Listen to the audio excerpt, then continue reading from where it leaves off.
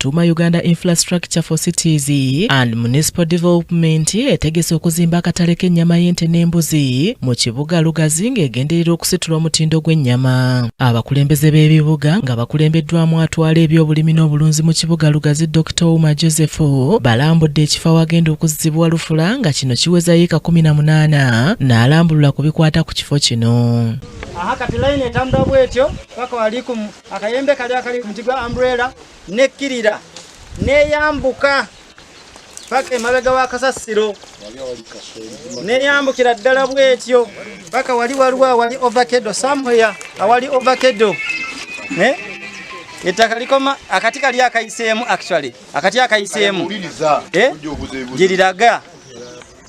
Tutuuseko mu nkoko mu kifo awasalirwa ebisolo mu kiseera kino okulaba embeera nga bweri kyokka tusanze embi ddala era be tusanze batubulidde okusomoozebwa kwe bayitamu omuli obukyafu obusukkiridde. Kisitungo ono yakulira abasuubuzi b'ennyama mu kibuga kino awanjagidde abakulembeze okwanguyirizaako omulimu gw'okuzimba lufula kibayambeko okuvvuunuka embeera gye balimu. Lugazi omutindo nga mutuufu si kuwunyawunya si kutulyaza amanya ffe okolera mwezi naye ng'okolera mutwalo 15 ezo sente ki ezo opangisa nyumba biki wolwala ente wekutomera oba nekukuba teke tebakuyamba abatwala tenda. That's why you see Lugazi teina lufula entuufu wawunya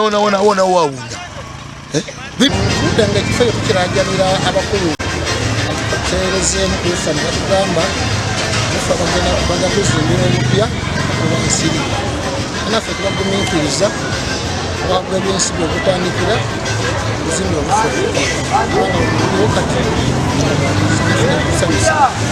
ofula efe nga banalugazi n'abagisuubuliramu natuyamba okusukka ku mutindo gw'okwongera ku basuubuzi bagisobola okugijjawo nokutonera ebifo ebyali.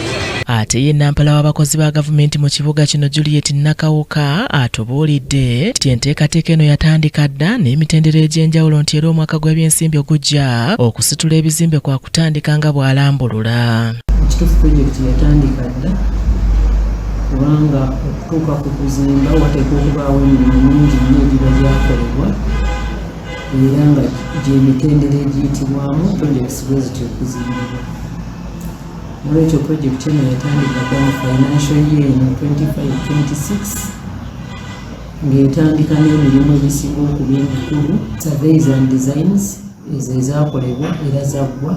Alex Miseiri yakusakidde eggulire lino ku Racket TV amalindirire.